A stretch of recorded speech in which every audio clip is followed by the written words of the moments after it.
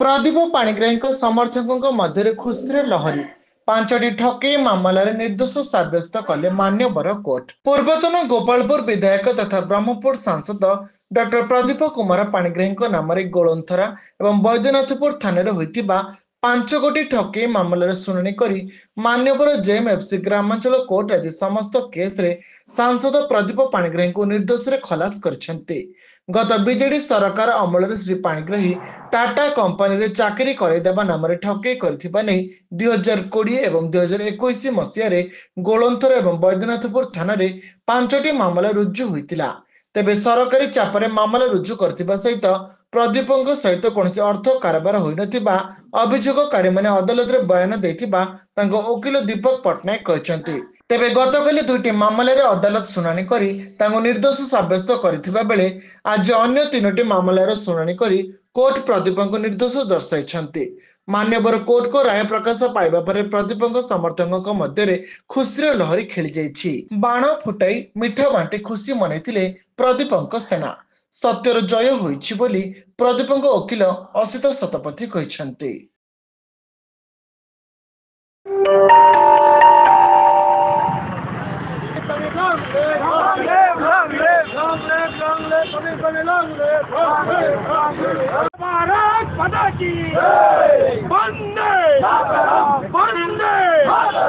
देखु गतकाली 2टी मामलें कोर्ट निर्दोष सब्यस्त करते GR 2225/20 और GR 511/21 ए 2टी मामलें काली गतकाली निर्दोष खलास करते आज जो 3टी मामला आज खलास कर समुदाय 5टा मामलू 5टा ही मामला जहाँ ब्रह्मपुर जेएमएफसी कोर्ट रे ए सबुजाक केस रे निर्दोष भाव खलास कर केस आरंभ देखिए जो मैंने अभियोग करते से माने कोर्ट रे बयान रे कही संपूर्ण भाव में आमको पुलिस प्रेसर पकईले और प्रशासन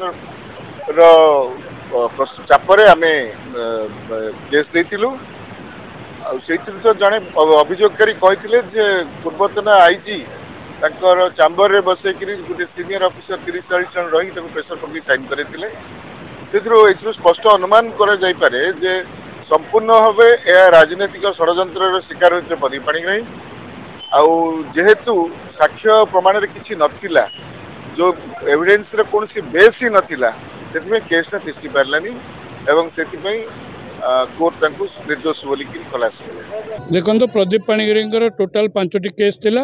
5टी केस रु गतकाली 2टी केस रे प्रदीप पाणिग्राही अभय पाठक एवं आकाश पाठक से खलास करा जायथिला। अभय पाठक आकाश पाठक को मध्य अन्य केस रे 5टी जगह केस रे पुलिस गिरफ कर जेल रे रखिथिला किंतु परवर्ती अवस्था रे केवल आकाश पाठक एवं अभय पाठक गोटे केस दे अन्य 4टी केस रे चार्जसीट नाम कटा दिया। प्रदीप पाणिग्राही केवल गोटे केस रे आज आउ 3टी केस जजमेंट है प्रदीप पाणिग्राही से खलास होती।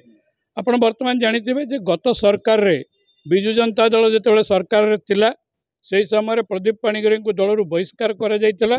प्रदीप पाणिग्राही दलरू बहिष्कृत होला परे ये जो सरकारी कलरू जो अपव्यय होता लक्ष लक्ष टंका खर्च कर जो केस कराइला परवर्ती अवस्था साक्षी मैंने कोर्ट रे आसिक से बयान देते जे पूर्वतन जी ये आईजी थिले से आईजी तांको डाकी नहीं तांको जोर जबरदस्ती 50-60 पुलिस ऑफिसर को रखी तांकर दस्तखत नहीं ना से माने प्रदीप पाणिग्राही विरुद्ध में केस करने चाहते किंबा आकाश पाठक अभय पाठक को से माने चिन्ही नांती बोली कहिथिले।